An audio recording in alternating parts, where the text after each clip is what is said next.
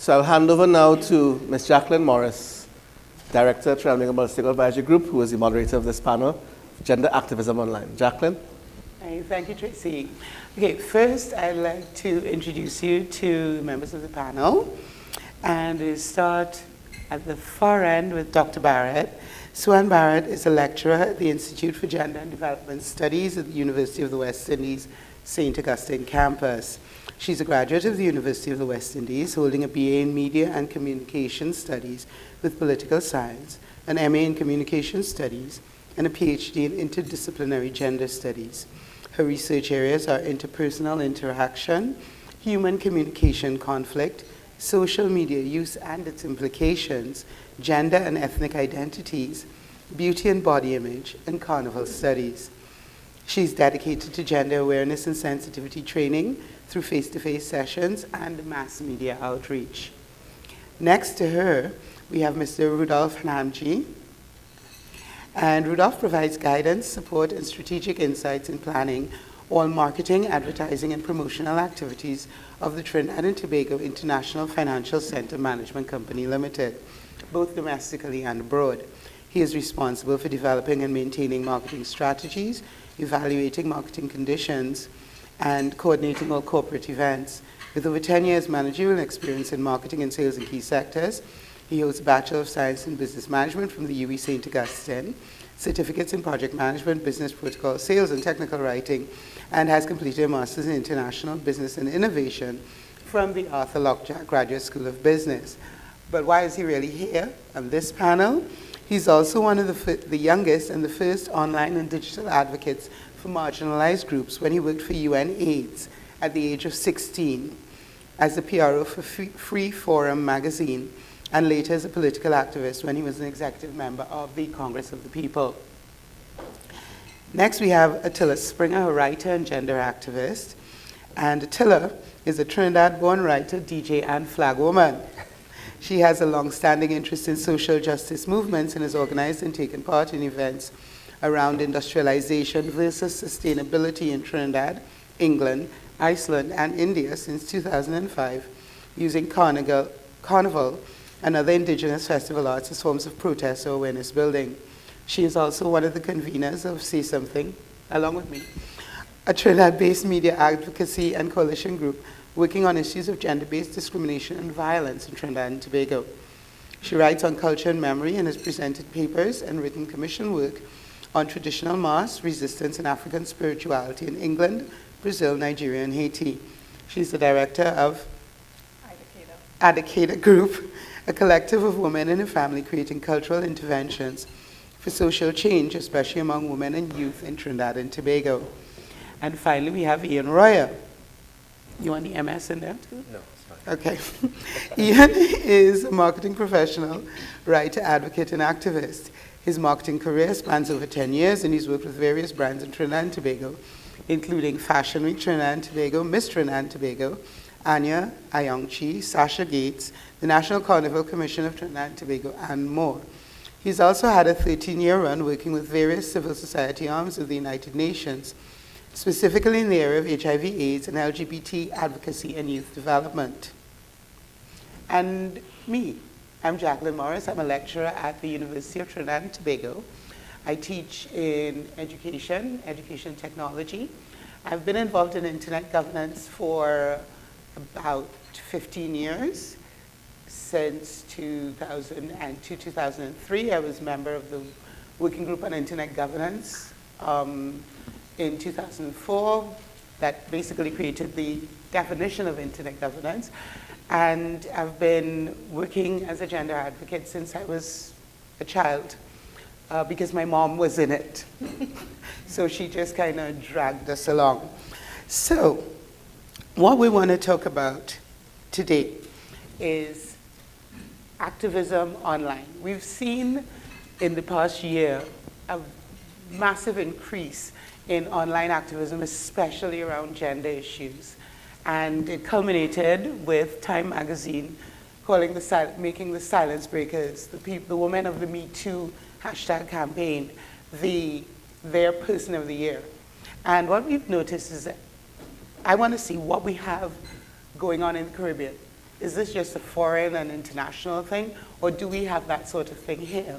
And actually, I know we do, and Attillah is one of the people who has worked on several campaigns, so I'd just like her to start telling us a bit about that. Okay, thank you so much, Jacqueline, for inviting me to be part of this panel. For once, I don't feel like cockroach in foul party. I feel like I actually have some sort of authority to speak on something like this. I would say that my online activism started around 2005 with the smelter campaign. And one of the things that we realized very early is that we needed to build solidarity outside of Trinidad and Tobago. And one of the ways that that happened quite accidentally was through the sharing of information. So we would go down to Vecini, La Brea, Chatham. We would spend lots of time in the communities there, but part of the spending of time in the communities there was to document their story, help them document their story, because at that time we still had dial-up technology, and these women in these communities were spending all their time and money on this dial-up technology, researching and finding similar stories in different parts of the world. And so it was only when a newspaper in Iceland took up the story of what was going on in Trinidad, and that was because of the activism that was going on, where the people in that community, helped by people like me who were in the media, people who understood the technology a little bit more and could say, okay, this is how to do this. But the technology was very new at that time. I mean, I had been blogging from 2001 or something like that. I had an online blog when, blogging was like a thing that nerds did. I didn't consider myself a nerd necessarily, but because I was living in different parts of the world, it was a way for people to track my movements and be able for me to share my stories with people. So I think at my heart, I'm really a storyteller. And I understood that we could use this online platform to tell these stories of this very small community in a place that I didn't have a physical, or, I couldn't picture it when I first read the story. I think I read an Express story. I was living in Zurich at the time, I remember coming to see you in Geneva when you came for the Internet Governance meeting. Yeah. And reading a story about what was going on in Chatham, but not getting the full story because, people who work in the media, they pick out the piece that they want to tell based on the political and the political climate at the time, right? So for me, coming into online activism was very exploratory. We didn't really know what we were doing. And for most of the time, we didn't really know what we were doing. It was only as things proceeded. I went to a conference in Iceland, and I was like internet famous. Like lots of people would come in and going, "Oh my God, we read all about what you all did there, and it was so great." And I've kept having that experience. Like I went to India for a farmers rally in this remote part of India in Orissa, and I had a similar experience because we had expressed solidarity with a movement that we had not physically seen, but that we had taken part in by signing petitions, by sharing information in our networks and that sort of thing. And so there was like this kind of global consciousness that used the technology to sort of fight back against the same forces that were fighting us. And so another thing that happened when I was in Iceland is that when I met this filmmaker, he said to me, "Yeah, I met the guy from Alcoa, and he had just come back. This guy who had been transferred from Trinidad to Iceland because things had gotten really hot for Alcoa in Trinidad because of the persistence of the protests that we kept to the point where the government actually changed their mind about building that smelter." So that was like a first kind of success that we had based on online activism and also physical activism that was going on in the community, making people aware of their rights, making people aware of the environmental side of things. There was lots of stuff going on like that.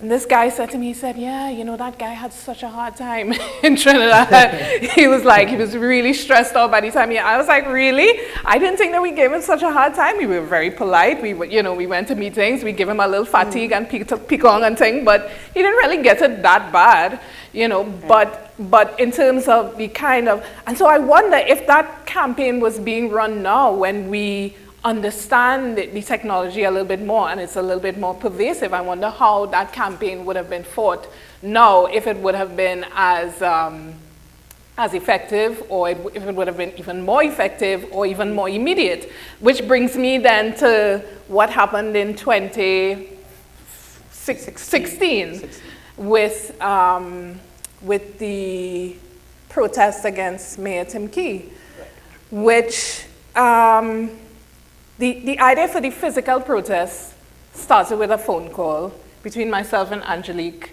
Nixon, who is another lecturer and friend at university.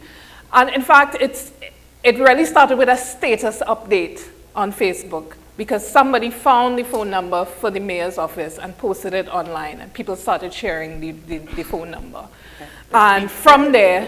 Before that, we had, 10,000 people in a day signed a petition? Yeah, it was just like, in seconds, things were happening. And then somebody made an offhand comment like we had to go down there. And all of a sudden, we were going down there. And we organized this physical protest based on an online call for something to happen. And I think if that online call for something to happen didn't happen, we would not have had such a, what you call a closed loop. You know, right. There was just like, there was a thing, there was a response, there was a response, there was a reaction from the people who we were trying to get a reaction from. And that was really quite exciting to see how the technology worked for us in that sense.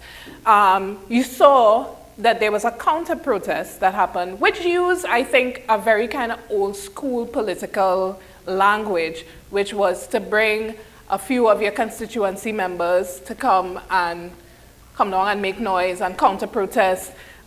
But it didn't really work because they weren't using the same channels and avenues that we were. And so we were able to reach a much bigger and more, perhaps more informed audience. And that really worked in our favor. So by the time there was an online response from the people who were pro Mayor Tim Key's perspective, it was too late. It was too late. Ian, you wanted to say something about that? Well, I just wanted to add to what Attillah is saying is that, and I think this is why I'm here for the panel, is a lot of people don't understand the power of Trinidadians on social media. I think people don't understand that social media was built for a Trinidadian and Caribbean mind. Like, I've been fortunate enough to travel a lot, and I've seen how social media has worked. And when social media is too clean, it becomes corporate. And Trinidadians have a gift of making something resonate in your soul. Our meme game, if Common Bird could tax it, would save the recession, honestly.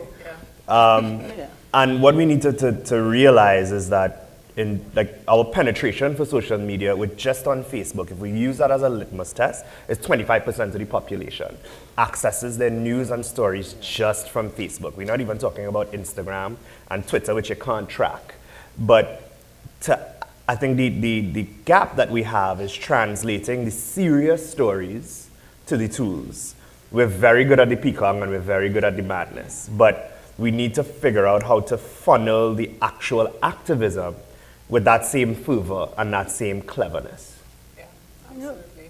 And Rudy, can you share some of your experiences with your online activism? Sure, Jacqueline.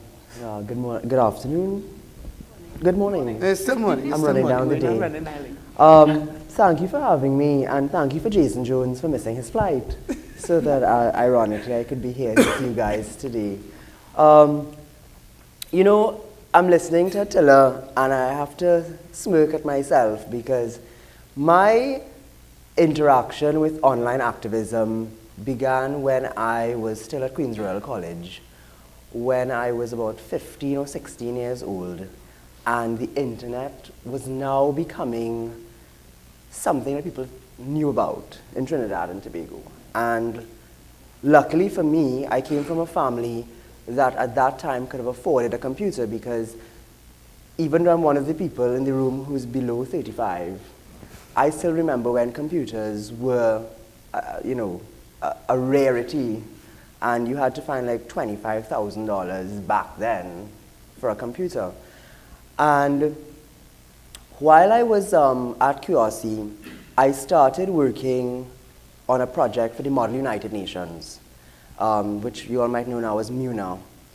And through that project, I met Hadi Touron, who was at the time the head of the UN here.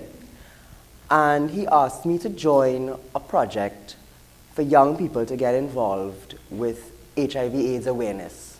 And I know Ian is familiar with my work as well. You went to the same school. So. Yeah, no, I'm not trying to see what. Well, I claim you, I claim you. But what that facilitated us to do in the project was actually use the resources of the UN at the time to access the internet. And the project, while it focused on the LGBTQI community and then associated communities, marginalized groups, it really was a message for anyone, any young person at that time. And I quickly became a poster child, if you will, for this movement. And it was similar to Attillah's experience when I went to a UN meeting in Trinidad where all these regional representatives had come. It didn't dawn on me that the work that we were doing and my photographs and everything had traveled across the region and into North America, and people were like, oh, I saw you online. I'm like, whereas now everything is a selfie. Back then, that was not even Facebook did not exist. So that sort of, I don't know what you want to call it, totally unplanned and chance encounter with social activism actually stayed with me throughout my entire life. And it was some of those experiences that led me to exactly where I am today, because my specialization at UE was in e-marketing and e-commerce, because I saw the power of the internet since then. And I said, you know what, I want to be part of this. And then when I must have been, gosh, you'll have me doing math now. I would have been around 26 or so. I became a member of the Congress of the People. And at that time, the party was trying to mobilize disparate groups and deal with issues that were not mainstream issues in the politics of Trinidad and Tobago. Regardless of the fact that they've lost their way, that's a different story. But we had to use social media. I was a campaign manager for a young man in what was normally a PNM district in Cokerete, Powder Magazine. And Wazim lived there. But had it not been for social media and the ability to engage with the youth in those communities, because they're on their phones and on Facebook and MySpace and whatever existed at that time, we were actually able to convert that district from a PNM constituency into a COP constituency. And the social media activism was really what allowed us to do that. And it shows the power of getting your message to a targeted group of people and mobilizing them. Because I think one of the issues that social media activism has had, which I've seen even locally, is that sometimes all we do is highlight an issue, but we don't really, all we do is ask people to care. So click like, but we don't actually give them the tools and the information, as Attillah said, to connect the dots and to mobilize into a force for change. And I think, I remember when we also Black Lives Matter, many people don't even know that that name came from a tweet in 2013. a tweet, which some of us don't even use today in the Caribbean, but that transformed the globe. So I really have to, I am a proponent and I definitely strongly encourage NGOs, CBOs, apart from, of course, corporate Trinidad, to get on board, but not just have a Facebook page. Utilize it and integrate it across your platforms and your media, traditional media as well. Because the citizens, to tie in from the former panel, and from my own experiences, unless we get the citizens to lobby for what we want, the change is not going to come. I actually see in the audience today Eddie DeVries, who was one of my first CEOs, and we worked together at a time to try and bring mobile wallet to Trinidad. This is almost a decade ago. And the powers that be just didn't understand the technology, they were afraid of it, and we didn't have the tools that we have now, like Facebook and other social media, to drive people to ask for that change. So that's where I'd like to say, get involved, but use it well to mobilize people and to get them to lobby for change. Thank you. And one of the things that both of you all have brought up is the fact that online alone doesn't cut it. We've got to make that circle. So what I wanted to know, though, is how does online activism fit into our traditional activism? Is there a framework that we have? And if Swan can give us a pointer on that. Sure. Well, I feel like before I answer that question directly, I just wanted to situate this. I listened to the comments from our video feed, from our guest, our featured speaker, from the last panel, and then of course your testimony of your experience as an online social activist, be it for gender or other issues, to state that this type of work allows people to have a voice and to influence. If no framework really exists, because you then adapt to the channels, you adapt your campaign, your movement, your information, whatever it is you're seeking to achieve. I think what is key is that in the interest of internet governance, you see facilitated access, freedom, rights, and relevance of different voices, different interests.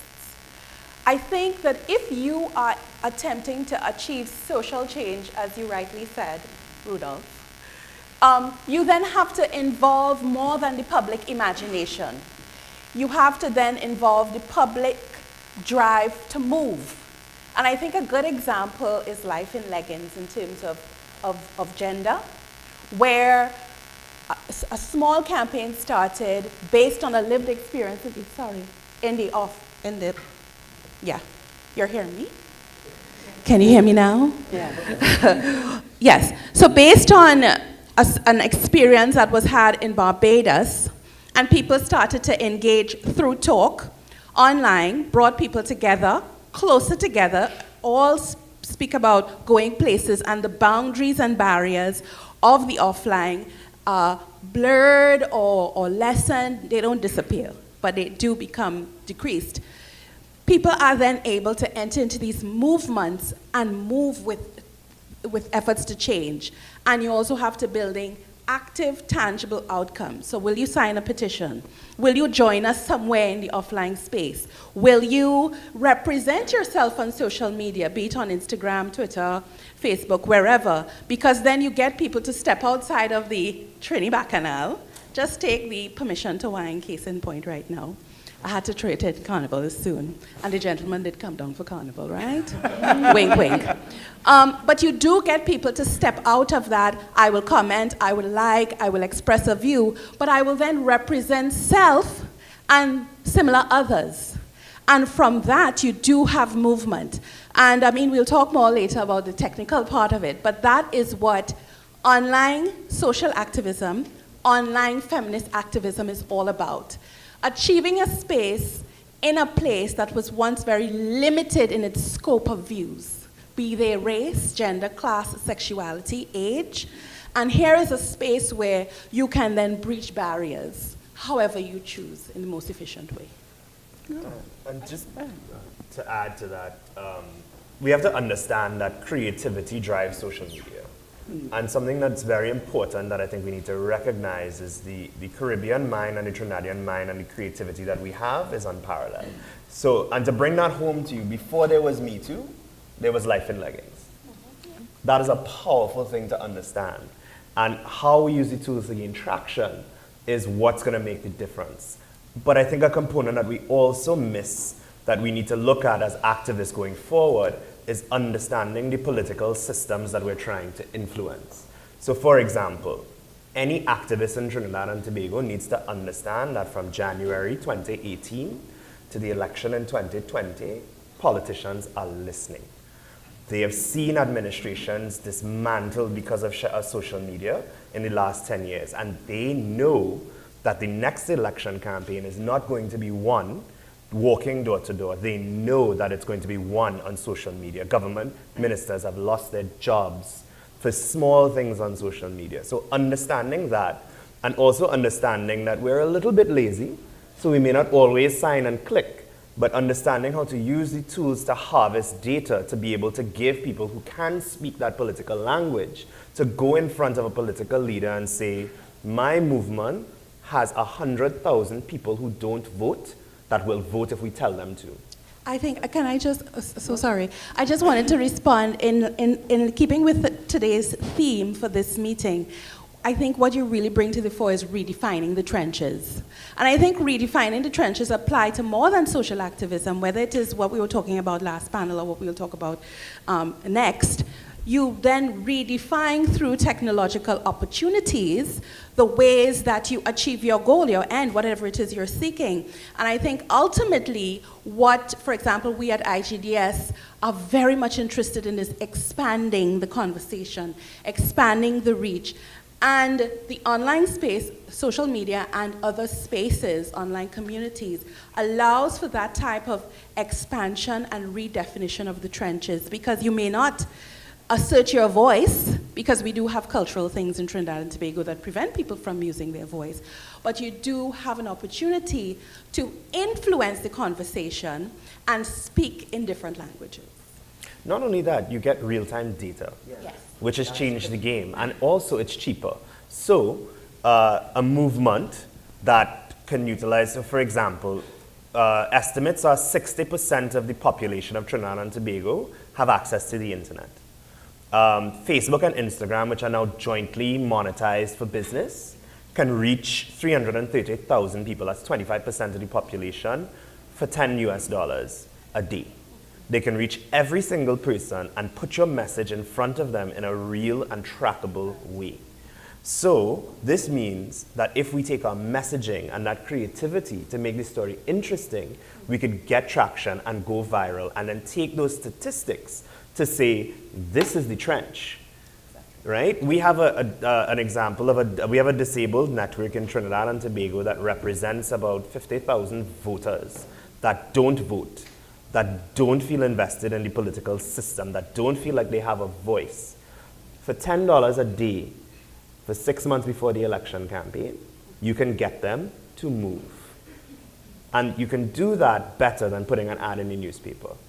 So tying in the online and the offline and being able to use the information now to change not just the discussion and influence the discussion, but to let people who make decisions on policies know we have the people and you can't get them from us because they're passionate, they love my memes. A great example of that is Kemla. Whoever runs, we don't know who runs Kemla Prasad Bessezer. Whoever runs it is a genius. They're not corporate, but they make social commentary on everything, and she goes viral. As far as I'm concerned, she is as powerful as Facebook God. And Facebook God has one of the biggest fan base in the world. And another thing that we need to realize is that as the Caribbean, something interesting I came across working in the UN is that a lot of large global organizations kind of are afraid of the Caribbean framework. In most organizations, we have either the most amount of voting power because we have so many small independent countries, or the second just after Africa if Africa really unites. And Caribbean people unite on a basic level, but we don't know how to harness and use that. And when you look at the stats, some of the biggest influencers in the world are Caribbean diaspora, and identify as Caribbean. And what confuses a lot of international organizations is 5th, 6th, 7th generation Caribbean people who were born here, who granny moved to Ireland in 1952, identify as Trinidadians. So how as we as activists also harness the international community and bring it back to change here? Well, the welcome remarks, I'm horrible with names, I apologize. But he congratulated women for their use. Attillah. Yes. And I think what women, this is about gender, but now I'm going to use the word that people run away from. Feminist activists have been able to achieve, feminist activists have been able to achieve in the Caribbean is that we then, Mr. We Pay also said it, harness our cultural norms, our ways of being, as we say, our ontology, to make these things work for us. So they understand this is how we connect. Let's say, for example, in Attillah's case, we connect on stories, on narratives, on I recognize you in me. And so I can be brave enough to assert me. I think another thing that you see happening in terms of use of the online is an opportunity to be anonymous to some degree, where the shame and blame and all of the horrible things that we're so good at spewing becomes slightly less threatening. I say slightly because I'm not going to mislead you at all. You are subject to challenging statements when you enter into social activism, gender activism in particular. But I really would endorse what Mr. Wipe said. I'm sorry to call you that. I respect you 100%, all love. But he said that you have to then understand what we are culturally tied to. And I would apply that to our work and all work where you want to harness the benefits and the tools of the online cyberspace. You have to be able to harness, because the online is never disconnected from the offline. I just wanted to make the example of Leave Me Alone, which was something that we did last year, Carnival, which ended up on the front page of Washington Post. I don't know when last Trinidad was on the front page of Washington Post for anything other than crime. You know, and I mean, yes, it was a story about Carnival, it was a story about culture, and it was a story about feminists taking a space in Carnival. So it was a story about so many things that you would never, we can't even begin to have conversations about in Trinidad because we shut them down. And for me, that was a huge gain, in as much as it was something that many of us dismissed. And many of us didn't even notice because it was the middle of Carnival, right? I mean, I think the story came out Juve morning. So I missed, you know, like people messaging me from all over the place. Oh my God, I saw you on front page of Washington Post. And I was like, oh, okay, let me see if I could get this blue paint out of the crease in my ears. But, so what I'm saying is that we have this tremendous power which comes from our cultural forms, which exist in fragments. We have created a whole out of the fragments that we brought here as forced migrants. So we brought fragments from Africa, India, our indigenous population, China, Europe, all over the place. So we have all of these fragments that we have created into this whole wonderful thing that gives us a different understanding of our place in the world, and two, how we engage with our democracy, how we engage with our politics. And in as much as we are obsessed with party politics, culture gives us a space to engage and shame and cut down to size and peel back the mask, all of those things that power holds over us. You know, and Carnival is that place where we perhaps can start to achieve some kind of equanimity, and not necessarily equality, equanimity in the sense of breaking down the barriers that exist, although some people trying to bring them back, like by putting Frontline in Juve and rope around mass.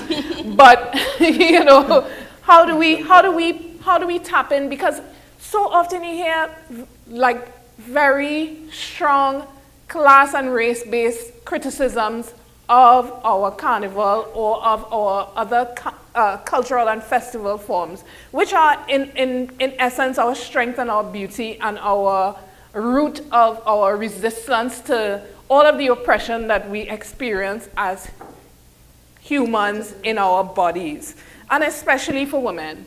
You know, so using carnival as a space, using culture as a space where we can break free of those same boundaries, I think then ties back into what Suan says and also what Ian says about, taking back, creating, bringing attention to. Well, you spoke about the Washington Post being powerful because of feminism and social media. To me, what was powerful was when the Janet movement came about, because the Prime Minister made an offhanded comment about Jametism, and Jamet came out on social media to remind him that Jamet was the reason why we burned down Tong and Kambule, and we will burn down Tong again. And he took it seriously. It was the first time I've ever seen him recant quickly and without pause. And it was because people realized that you want to use this word, we will show you what this word means. And to me, the Washington Post is great, but to have someone who is known for being unapologetic about what he says, to be conscious that women will mash you up and come in your office before Marshall tell them wine on people's business place, that to me was powerful. And that to me is an indicator of what the next framework for the government is going to look like come 2020. Because now they know. So what happens next into where we go as activists is up to us. But I would like to add as well that there are a number of obviously very visible examples of success. But there are some invisible examples that take place all around us. And a very important one that comes back to me is, again, going back to when I was involved in politics. You all might recall that the then government wanted to give the army the powers of arrest. And what we realized is because, and we're talking gender, so let's put it out there. Young black males are profiled and stereotyped in a very negative and unfair way in this country. And as a young male myself, I can't stand back and let that happen, even though it's not my experience. I can't just say, well, that's not about me. And what we were seeing is that, similar to the state of emergency, these marginalized, already disempowered groups of young black boys were going to be once again targeted. And unfortunately, and we all we should try and at least understand some of our history, but targeted by people that look like them sometimes. And we use the social media in the communities up in Lansmitan, Scorpion Valley, Bagatelle, to show them to break down the message. Because to your point, Jacqueline, about traditional media, not everyone reads the newspapers. I'm sorry to tell the newspapers that, because they're still charging you all £1 and a crown to advertise. But sometimes the story or the message that is given in that static medium is not sometimes, it's hardly ever the full story. And the groups that need to access the information and be harnessed and be mobilized do not get the truth. So we had to use social media in those communities to get them to understand how this could impact them. And all of a sudden, it was amazing. I'm getting goosebumps thinking about how quickly they started feeling empowered about life. And no, this is not right. I don't want this bill to pass. And we captured all of these sentiments, and we went back to an executive meeting and we played it. And we showed the response from the ground. And that is what stopped the COP MPs from voting for that bill in Parliament. And people don't know some of these invisible stories. And that is why we must look at the traditional media, what passes for news and what columnists write, etc., and take that, but we must then augment and add to it using those tools that are now available to us to share, because people need to see themselves, as you said. Right. And back when I started my activism, there weren't any messages or photographs about young gay boys anywhere in this country. Right. It all came from North America. Right. But when we started the activism and we created websites that never existed and MySpace accounts, people within communities started seeing each other, and all of a sudden you're not alone anymore. And as you said, you're braver and more courageous in facing the stigmas and the arrows and all everything. And together you form a community online. It may start virtually, and then one day it becomes a reality. And Right. that is a powerful And that's message. one of the things that we were wondering, because there are two main things that we are seeing here. One, it's a story thing. We've got to tell our own stories, and in the telling of those stories, we become stronger. And in the telling of those stories, we also find people with similar stories who join with us. And is that one of the things that you think makes social media such a powerful thing? Because we are a little anonymous. So it's sometimes easier to talk to somebody who isn't sitting looking you in your eye one time. You can kind of turn away and say, well, something happened to me. This was really painful. It's easier to get that out with some sort of I think thing in between. a perfect example of doing that and because we've talked a lot about groups, but the individual's power on social media also answers that question. So for example, I think the current president, Carmona, will be a one-term president solely because of one woman.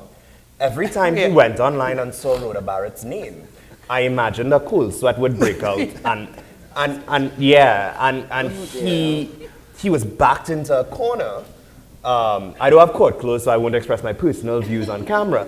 But one woman with one hashtag, Stank and Powers, and another one, Cargona, changed the public's view on a president and removed him from office effectively, I think this was one of the first times a presidential nominee went in and nobody opposed, because the entire government was like, it wasn't even a question. It was just a matter of who. And that is because one person who is a writer, who is very comedic, turned that narrative into fact and peacock. And that is uniquely Trinidadian. They can't do that to Donald Trump. But she is able to do it here because our community, we respond to peacock, we share peacock, and then we have that. Calypsonian. Yeah. It is. The rhetoric. The rhetoric of the Calypsonian was what we had before. And if something happened today, tomorrow the Calypsonian, or the same evening, the Calypsonian had made up something and the whole community was singing it already, right? Now we hashtagging it. Now we hashtagging it. Now it is spreading in a different way. It's spreading in a way that in viral. And viral is power now. To answer your question directly, yes, in terms of the cultural element that we're trying to reinforce for us, trying to attend to our digital future, storytelling and these methods that we communicate, these methods that are uniquely our own, or uniquely Trinidadian and Tobagonian, and to some degree Caribbean, definitely is part of the activism. But another part is, one, the opportunity to not only recognize self in other, but to contradict, compete, and challenge. And as I said, there is some degree of anonymity, but what happens is that you have a time, even though social media, online spaces seems immediate. You can't even visit the bathroom, they're waiting for the WhatsApp response. What it allows you to do in writing yourself into being is to take a moment and actually ensure the thing that I wish to speak, I can evaluate it. Face to face, you have to be, oh my God, quick, on the point, fast thinker. But some people are not that way. Some people also feel very strongly, and the conversation can either deteriorate or groupthink or whatever. However, you have an opportunity then to engage in a degree of debate outside of the old quarrels, where in writing self into being, the features of the medium allow you to then edit your ideas, think about your ideas, research your ideas, because it's all up there. Delete your ideas. Although I would argue that nothing ever really disappears, because once it's there, it's there. I think another feature too is that immediacy, that something happens, you don't have to wait for it to be covered. I was a journalist myself. I think I worked with Attillah a long time ago. And not too long. Yeah, I'm under the 40, okay? Yeah, you don't have to wait for it to be covered and brought in a newscast or printed the next day. Something happens, you can immediately say, okay, there is whatever happening. This is what is taking place. And people can respond. It then goes viral. So the same thing with movements and ideas and things that people feel passionate about. Gender, sexuality, sex, and sexual orientation are not only core parts of our social identities, more, I would say, than race, ethnicity, and class, but they are the most discomforting if they don't match the status quo. So for you to be able to express such things so freely, evaluating yourself while speaking, is fascinating, and we love it. It's also, we have to look at the implications of not just the digital divide being shrunk by social media, but it's closing the gaps between gender, race, and age, which is extremely important. My granny has an iPad and she knows what's on the Facebooks. Yes. That is her new Young and Restless. She is all about it. She knows that it's £, not hashtag, right? But when you look at the statistics as well, the age gap is also shrinking. So while a lot of people that we would discount as using the internet, we think are not using the internet, they are there. And they may not participate because they don't know how, but they are also absorbing that data. And Trinidad has become, I think, for the better, we're shrinking the lines of how we communicate. I just wanted to say that I heard a description from a teenager of what Facebook is, and she said that it was a place where old people just go to quarrel. Yeah. And so we have to, Facebook has become, it's an old people thing now. If you look at the demographics of Facebook, Facebook is kind of like our technology, and it come out like when we were now coming of age and things, but people under 20 are not necessarily spending that much time on Facebook. They're spending time on Snapchat, on that's Instagram. That's why they own Instagram. And when I said earlier about we need to learn how to monetize our activism and where to spend our money, because activists are all poor. Understand that while Facebook might be an old people thing, their engine to get data and to push data is on point on every platform except Twitter. Twitter is just like, nope, you can't buy us, bye.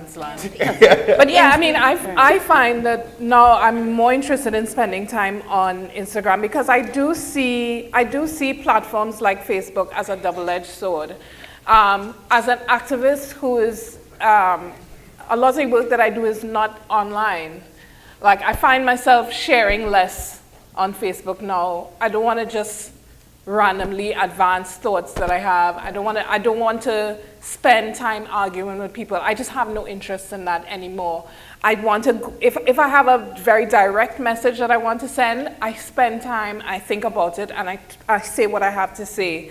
Instead of, there's just I feel like there's a lot of noise that masks itself as activism. I also feel that activists need to do a little bit of introspection as well and ask themselves, what is the reason for this activism that I'm doing? Am I doing it because it is getting me attention that I'm lacking in other areas of my life?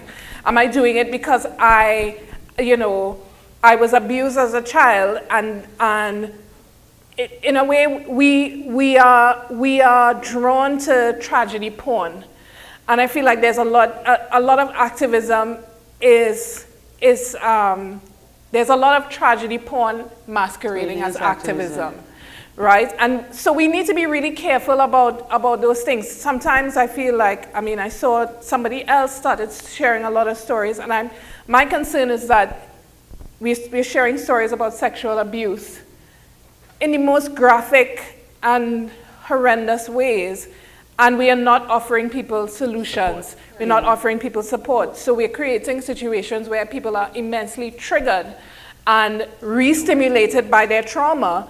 And when I tell you to share your story, how am I helping you deal with your trauma, right? So I feel like part of the work that we have to do as activists is to help people do the processing that they have to do of their emotions, and not just mind those emotions for likes, for sharing, for clicks, for popularity. It's the vanity of the medium is the thing that I feel is very very destructive. One of the things that I've started doing is just taking off my phone, taking off social media, disconnecting from it at some point, because like when we have protests, the kind of vitriol that people feel comfortable with spewing on social media, it's shocking. It is shocking. People threaten to rape you, kill your mother, kill your father. It is stink. It is shocking that people can come up with these things to say, and they're just sitting down by their computer doing this. Right? And these are not trolls. These are not trolls. These are people who sit along in a taxi with you. These are actual people who are your friends. Yes, well, exactly. Yeah. That's what I've noticed, that there are actually people who you see hi, you see them all the time, and they have absolutely no problem with threatening to rape your grandmother, which I got already. And how do we deal with that? As activists, is that something that we have to... I think that's a perfect segue, pain that we have to, a load we have to bear. And how do we manage that? It's perfect that you raised that, and it's perfect that you raised your observation, because that's the backlash. Whatever social activism you're doing, especially if it's gender activism, especially if you identify yourself as an activist for feminist issues, LGBTQI, equity and equality, you will get backlash. In fact, it is terrifying sometimes. But I think we have been having discussions about harnessing that backlash. Because the medium also allows you to reinterpret and redefine messages, but it takes so much mind and heart work. I think it must be stated for anybody who wants to use this as a way forward, that the mind and heart work is something that when you leave at the end of the day, all you want to do, go to some place and whine and fling it up, really, right? Because I'm not plugging that in the savannah, right? Wherever. But the point I'm making is it's sweet for days. It takes a lot out of you to actually care and to represent in that caring. And so I think that because the backlash is persistent, but it is not without purpose. It's not that they're just trying to be stink and create pecong.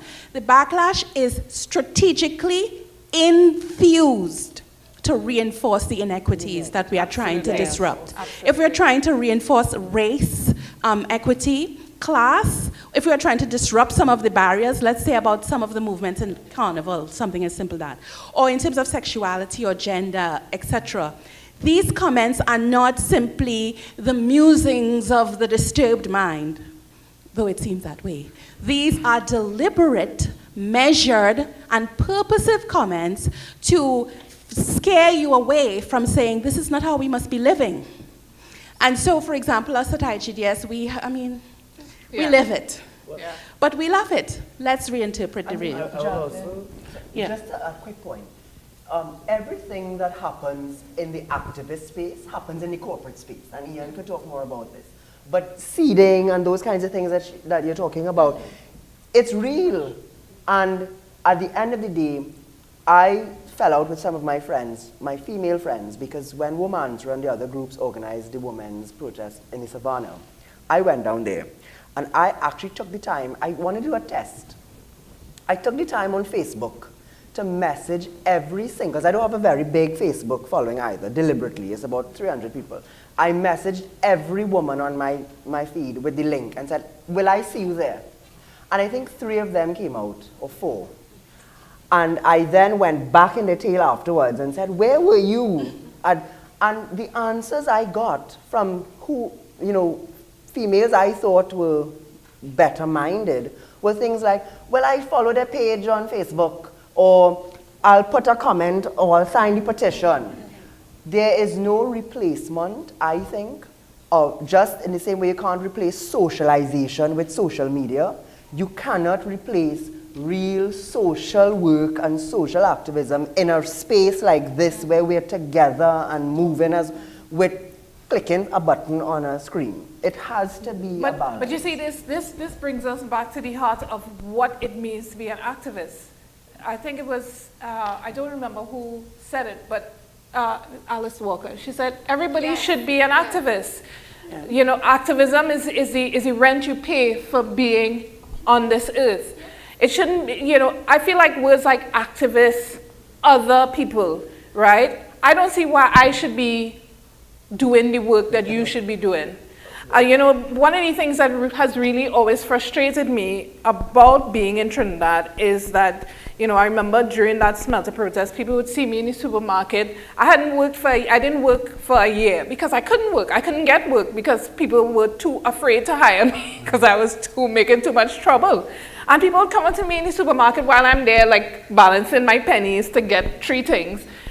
And they would go, you know, you're doing a really good job with the smelter thing, but you know, it has something else that you should be focusing on. And I find you should be doing it. And I was like, but what you doing? This is your business, and you are not minding your business. So why must have certain people in this society who mind your business and take the flak, sacrifice themselves? I have lost so many friends who have just collapsed and died of heart attacks, aneurysms, all sorts of illness, high blood pressure, all sorts of things, because they are giving of themselves too much. They are not taking care of themselves because it have a next meeting, it have a next protest, it have something, it have some piece of paper, it have some big document that is 2,000 pages that they need to read through before it have another consultation. It is madness. And what I'm saying is that all the people in this room should be activists. Well, I want to interject just one really quickly about this before we go on. And this is regardless of whether you're using social media or on the ground. So I taught a boot camp for activists and advocates for about 10 years. And the first thing I have to always say, and not to take away from what you said, but people don't understand what activism is and what advocacy is. And that while they are married to each other, they're different. And different types of people are comfortable doing different types of things. If you're an activist, understand the heartache, persecution, drama, friendship loss, because that is the dirty side of advocacy. And not everybody's an activist. But you can be an advocate, and you can lend your voice. So I think the trick is to figure out where you fall and what kind of burden you're willing to put on your back. Because an activist takes that burden, and not everybody cuts out for that, and you have to be fair to some people for that. But bringing it back is now it's on the activists' onus when they use the tools and they measure to know at what point do you hand this over to an advocate? Yes. At what point do you hand over what you built so that you can take a break? Yeah. And that is what we need to start doing, and that's why I think you're turning off your phone if you're an activist. Like my leg muscle is working out because my phone is like shaking. But I think we need to also understand as activists where we stop and how much we're willing to take on, especially with social media, because as an activist, social media doesn't give you anonymity, it makes you a target. Yeah, well, this absolutely. is where the tools of I just want to say one quick thing and invite anybody else, Yeah. because you're having a great fabulous conversation up here. But we have a lot of other people who may want to sing. So, yeah, online, Kurt, and then Kevin. Kurt? We just had some technical difficulties with the mic. So, okay. We have an online question from Hassan Voyo. He's asking the panel if you could discuss the pros and cons of the meme culture and making things funny to get reach. The protocols of the meme culture. No, pros and cons. Pros and cons. Because there's no protocol. Memes are powerful little messages, tools to engage. There are pros. Of course, it's short. A good meme is short, snappy, either funny or appeals to some emotive response. It doesn't always have to be funny. It could be shocking, it could be hurtful, whatever. The pro is that it's quick, it's dirty, and it's strong. The downside is that your message can become blurred in that quickness, snappiness, because you may say something and you get something that is lost. However, if used effectively for a particular type of messaging, it's a huge pro. The hurtful thing about memes is that its very features are used to undermine multiple social, even economic, political efforts to create change because of its characteristics, its the dirtiness. And people love the dirtiness because the dirtiness allows you to experience either the taboo or fantasy that you feel ethically, oh my God, I should not, but now I can stick it to somebody through this meme. I didn't say it, the meme did. And that's a con, right? But I think that it is a really powerful message, at least that's my take. Cool. Yeah. I just think you just need to meme responsibly. I mean, I agree with everything that our colleague has said. It's just, the con also is when the memes become personal. Because there are two women in Trinidadian society who have unfairly become a meme for the rest of their life. Yeah. And Therese is one of them. Mm-hmm. And that is unfair. So you need to have the same way you'll drive a car, the same way you'll put up a billboard. When you're making memes, make sure that you're being responsible with it. And also understand that our culture responds visually more than text. So memes and Caribbean people is money. But Because I that's feel how like our brain memes are permanent kind of old mass. Yeah. You know, so like Pecan galore. whereas old mass would appear, and if you see it passing you and you have a good laugh and you real hold your belly and laugh, but with the meme, it exists in perpetuity. It's permanent. And so this is one of the challenges with how we are engaging, because I feel like we came out of a culture of pecan and satire where things turn over. They were transient. They were transient. They didn't if permanently you weren't there exist. and you saw it didn't happen. Right.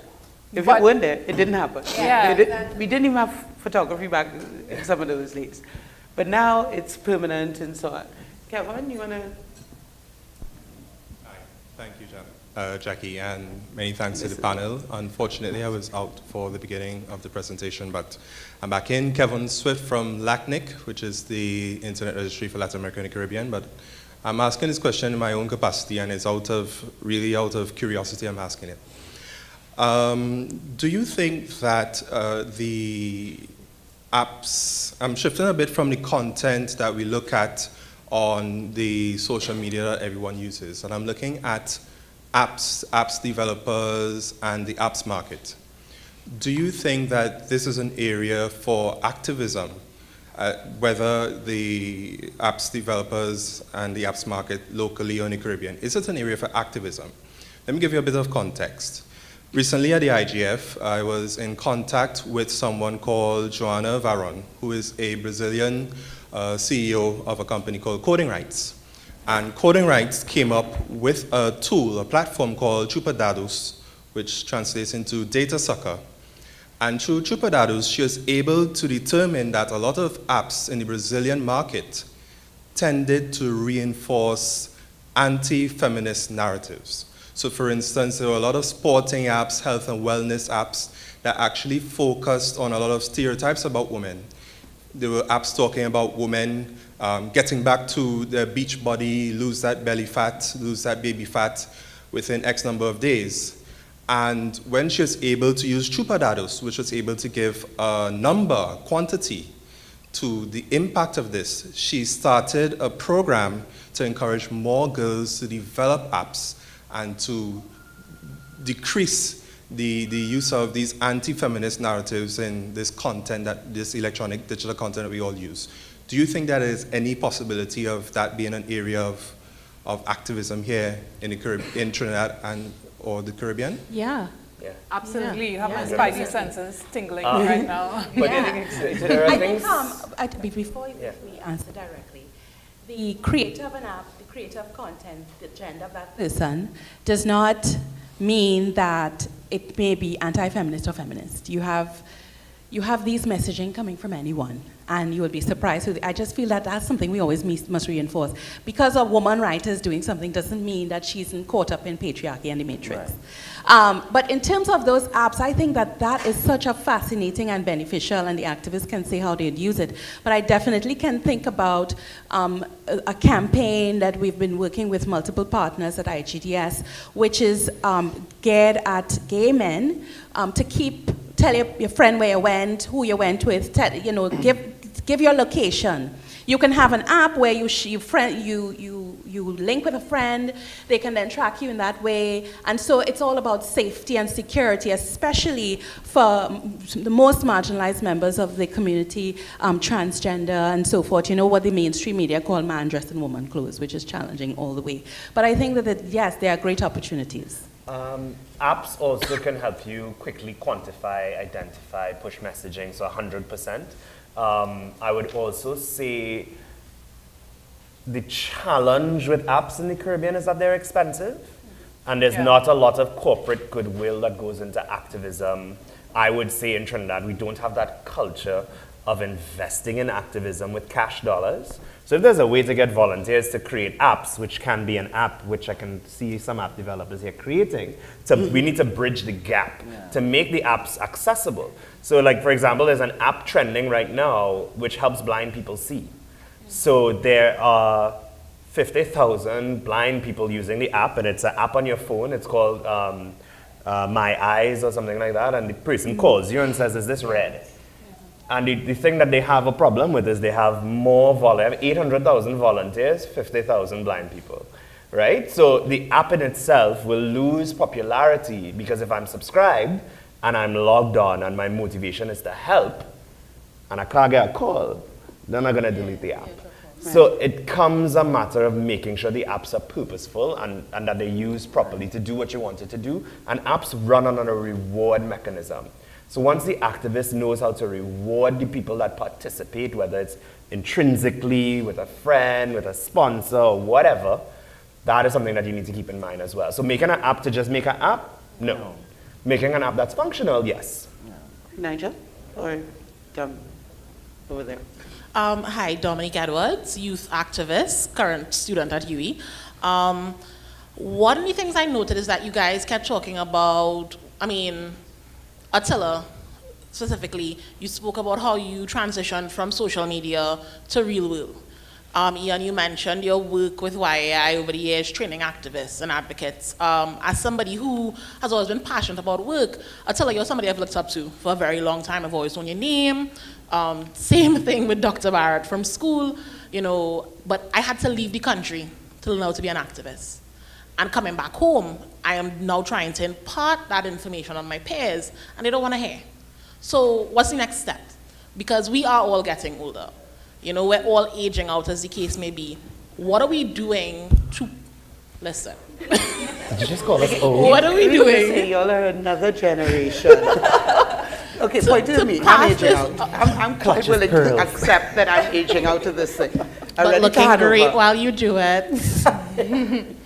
What are we doing to pass it on? What are we doing to teach the youth to get more activists, to get more advocates, to show them not just the correct way to talk on social media, but how to make that into a real world protest so that actual change is done?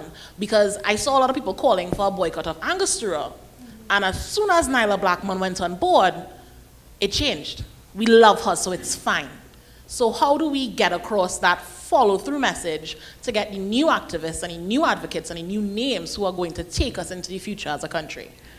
I will just comment quickly about the education side of it. So for example, for the past academic year and a half, what we've decided to do is to have essentially what is recruitment. We do have feminist camps, so we are planning this for this year with the high schools and those who consent, of course. We do have work with our alumni, and we have work with our undergrad and postgraduate students. And we of course, have to marketing person opening my jacket. I'm not getting naked. And so we have our thing. And students will walk around campus, and this will then send a message. It starts to get them into this practice of putting self out there. If we have something where you have to be in public, we encourage them, go on, participate. So that's part of our work. We're not only teaching you coursework and teaching you, these things. We are encouraging you to then move into another dimension of your learning process as UE students.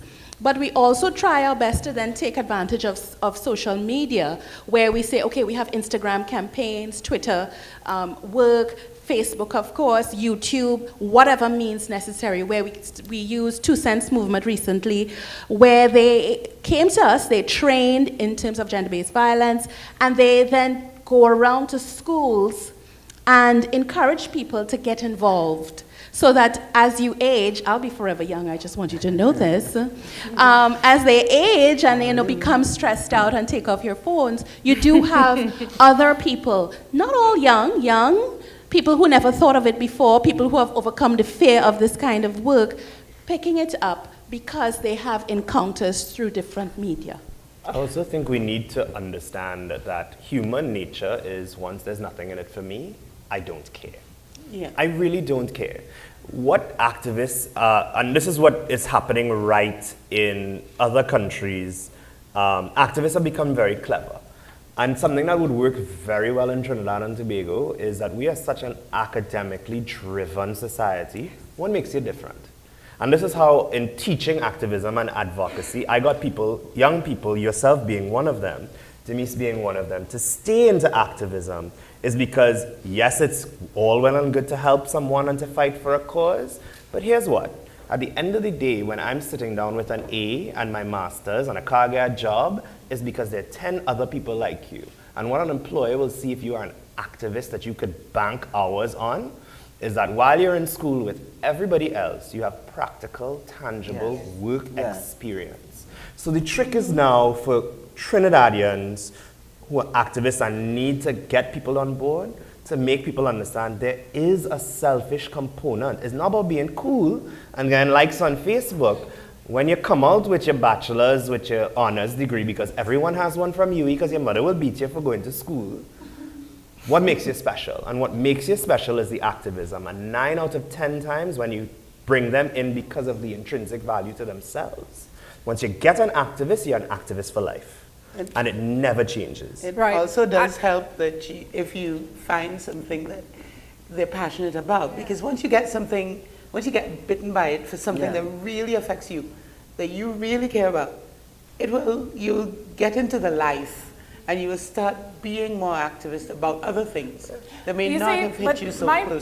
My thing is that, okay, my activist life started, I think, as Rudy's did, as a child, as Jacqueline's did as a child, being involved in marches with my parents and my mother's friends, right? So we have but I feel like activism is about working yourself out of a job, right? And so if there's a generation, 2 generations of young women below me, I want them to be the last generation to have to protest about sexual violence.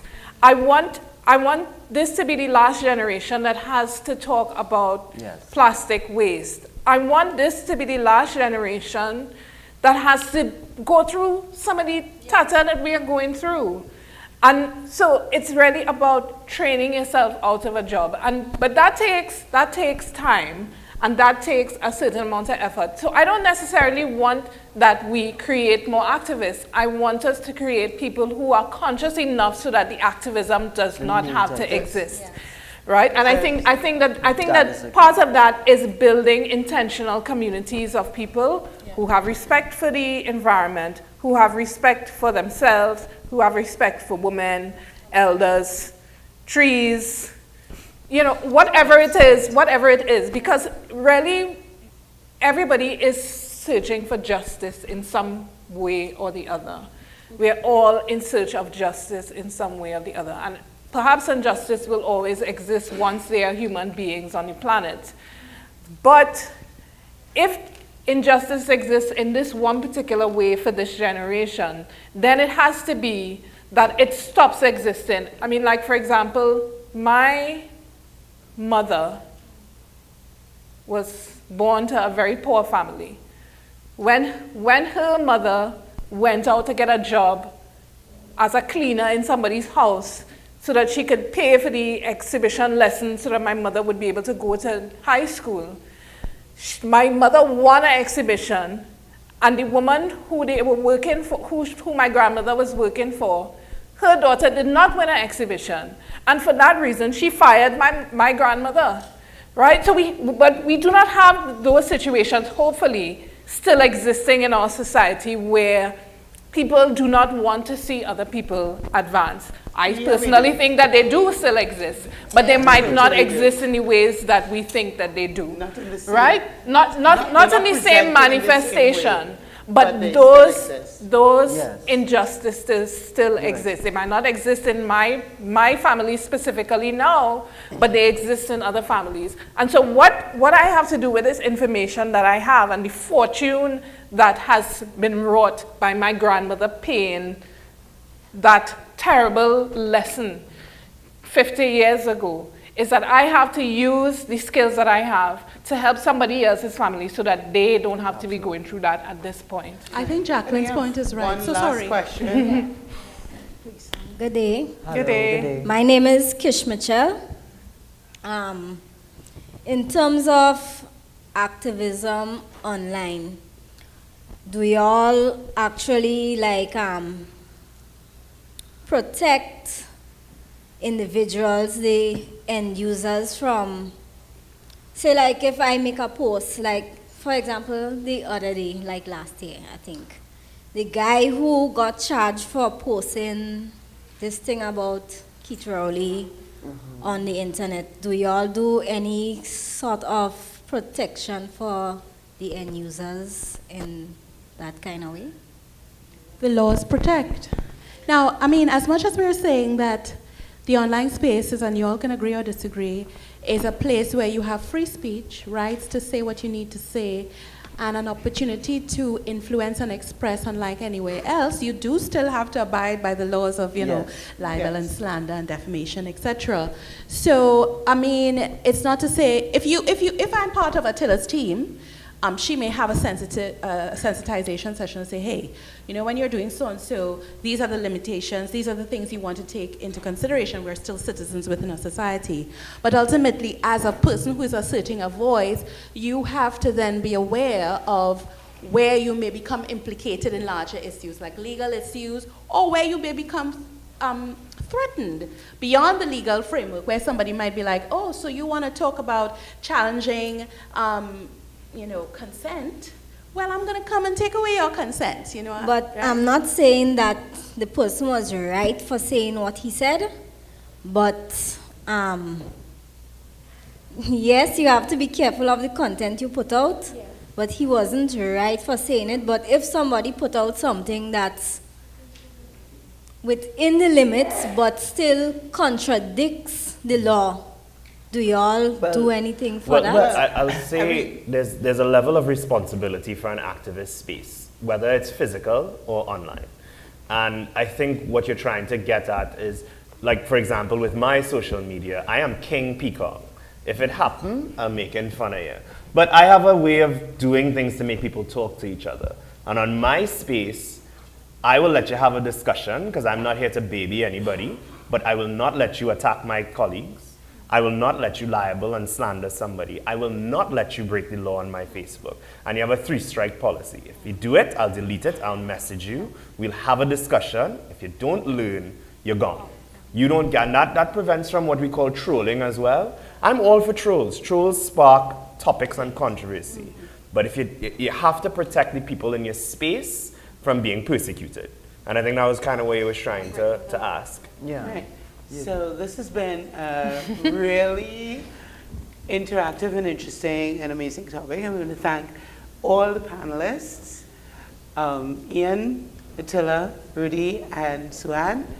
And thank you very, very much for coming and sharing. And hopefully everyone has had useful and interesting session, and I think this is it for us. Let's go to lunch. Thank you.